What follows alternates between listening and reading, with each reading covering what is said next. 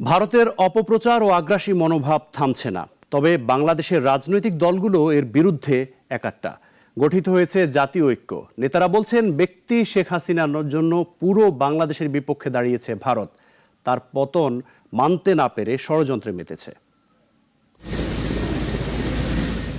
আওয়ামী লীগ বিদায়ের পর রাজনৈতিক পট পরিবর্তনে নতুন অন্তর্বর্তী সরকারকে সমর্থন না দিয়ে বরং প্রথম থেকেই উল্টো পথে হাঁটছে ভারত। সাম্প্রদায়িক নির্যাতনের ধোঁয়া তুলে দেশটি বাংলাদেশের বিরুদ্ধে মিথ্যা ভুল তথ্য দিয়ে নেমেছে অপপ্রচারে। শুধু কি তাই, এতেও থেমে নেই। দেশটির রাজনৈতিক নেতারা দিচ্ছেন উস্কানি, চালাচ্ছেন আগ্রাসনী কর্মকাণ্ড। ভারতের এসব কর্মকাণ্ডের বিরুদ্ধে বাংলাদেশেও ফুঁসে উঠেছে মানুষ। চলছে আগ্রাসনের বিরুদ্ধে বিক্ষোভ। এমনকি রাজনৈতিক দলগুলোর পক্ষ থেকে জাতীয় পণ্য বর্জনের আহ্বানও আসছে।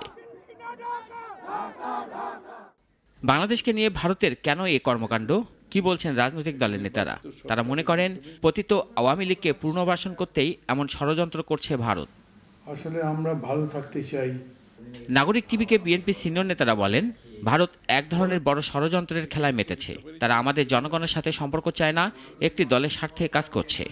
একটা পরাজিত পতিত সরকারকে, ব্যক্তিকে নিয়ে যদি তারা সেই পথে যায়, নিশ্চয়ই আমি মনে করি না ভারতের সাধারণ মানুষের, সকল মানুষের এখানে সমর্থন আছে।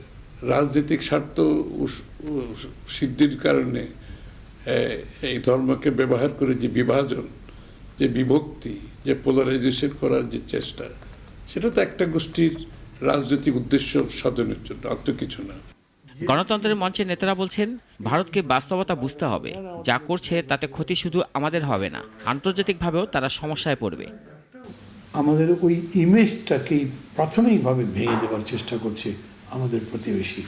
সমস্ত বিদেশি মিশনকে বলতে হবে তাদেরকে, এটা এখন একটা বিশেষ টাস্ক যে আমাদের যে ইমেজটা টর্নিশ করার চেষ্টা করা হচ্ছে সেটা যাতে না হতে পারে তার জন্য একটা তৎপরতা রাখা।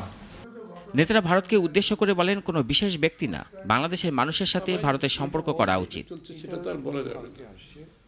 রাশেদুল কাদির, নাগরিক, ঢাকা।